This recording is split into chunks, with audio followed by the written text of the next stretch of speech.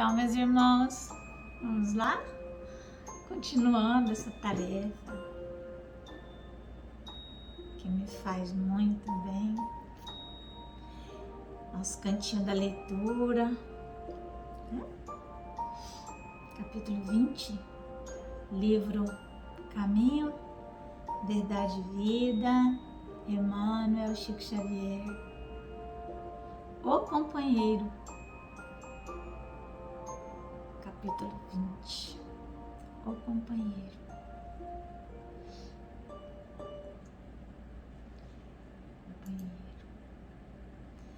Não devias tu, igualmente, ter compaixão de teu companheiro, como eu também tive misericórdia de ti?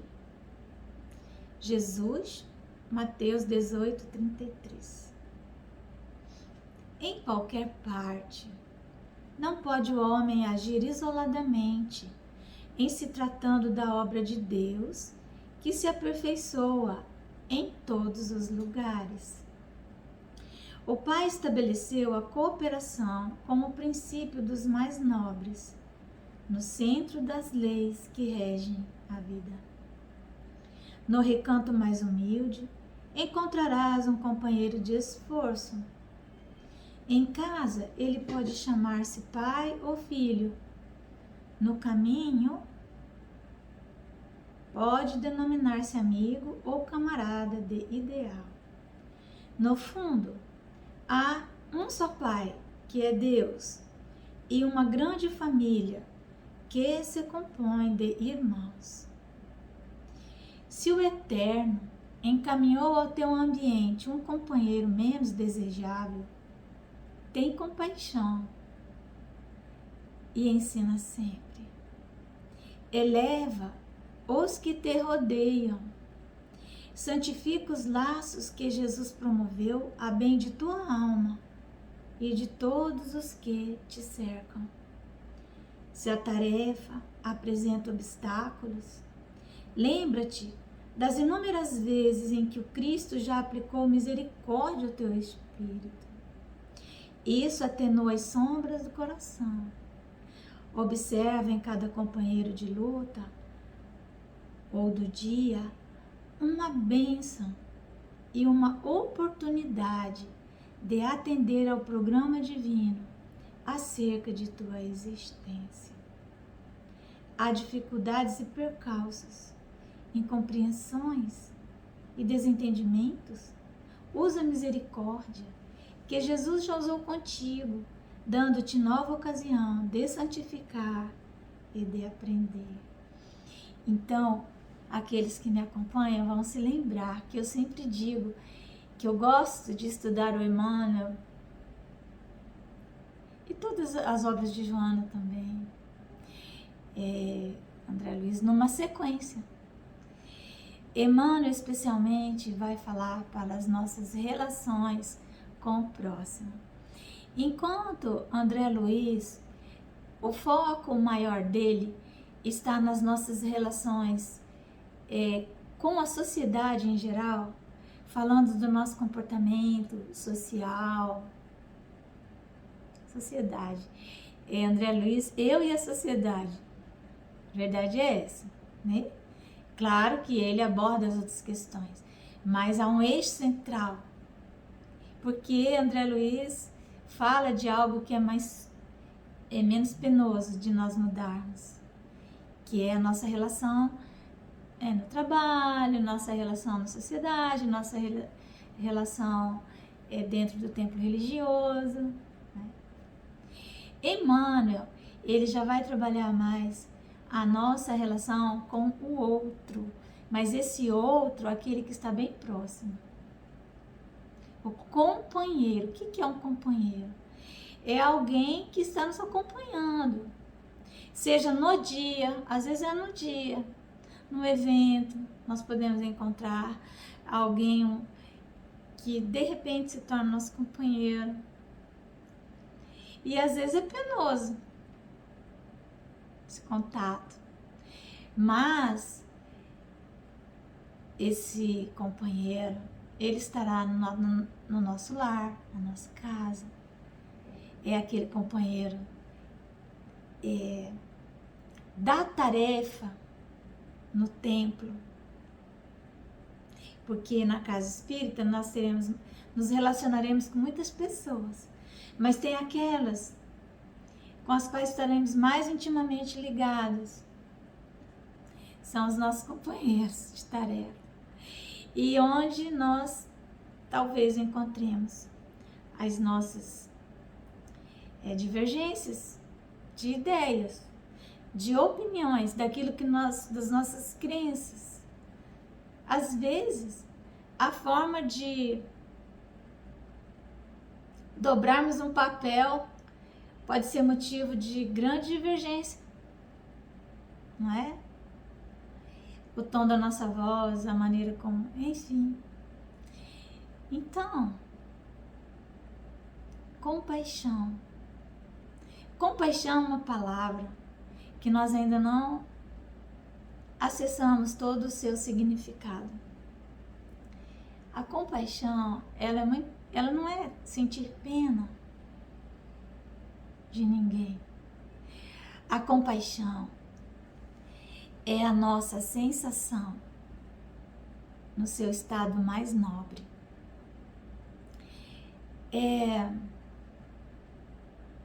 Nós vamos depurando as nossas sensações. Então, nós falamos sobre isso no nosso capítulo anterior.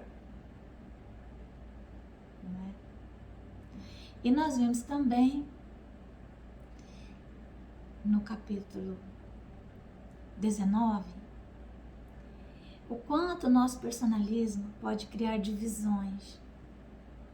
Mas esse personalismo, ele é fruto das nossas sensações, ainda primárias, primitivas. E nós precisamos depurar essas sensações. E nada melhor do que encontrar pessoas que pensem de forma um pouco diferente da nossa, que tenham opiniões divergentes. Porque quando elas emitem uma opinião divergente, isso causa em nós uma reação dos nossos hormônios. Nosso coração acelera, cai adrenalina no sangue e nós tendemos a reagir. Então,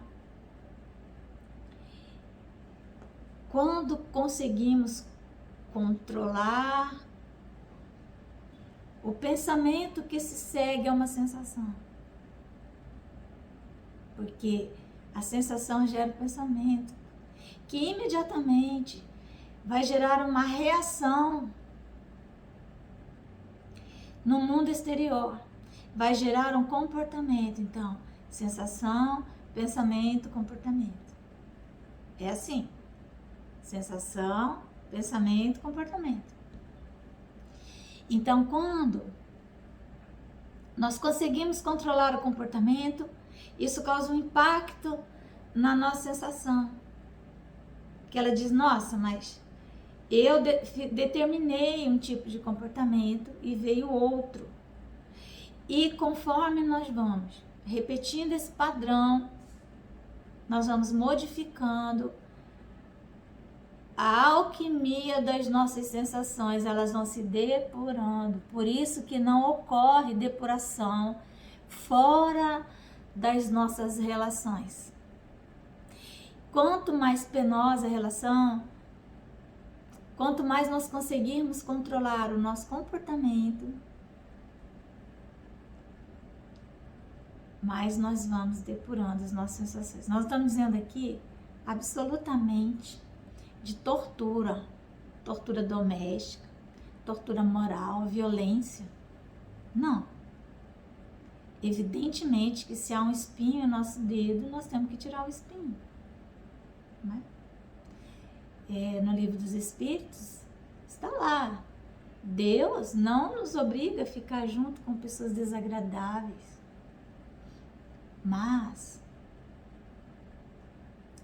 essas pessoas desagradáveis, elas são excelentes instrumentos de depuração do nosso mundo íntimo. Então, nós podemos sentir o impacto e silenciar, porque nesse silêncio, que é um comportamento,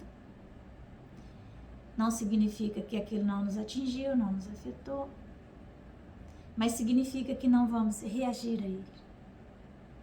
Ou que vamos reagir, mas que antes de reagirmos, vamos estabelecer um espaço e um tempo para pensar adequadamente, para elaborar um pensamento que venha não do nosso cérebro primitivo, mas que venha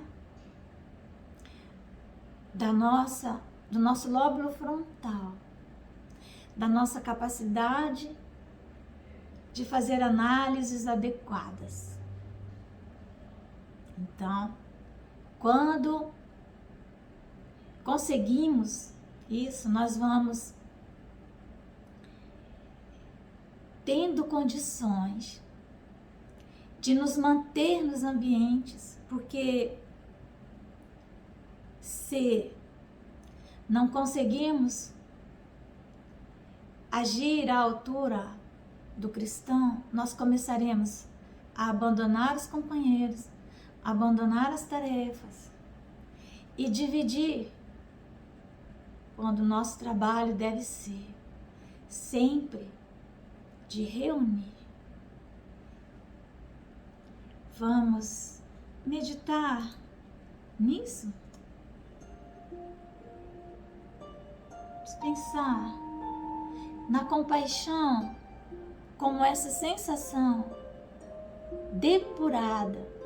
A compaixão é isso, não significa sentir pena, mas é uma sensação que gera pensamentos nobres, que gera ações nobres, que une, que reúne,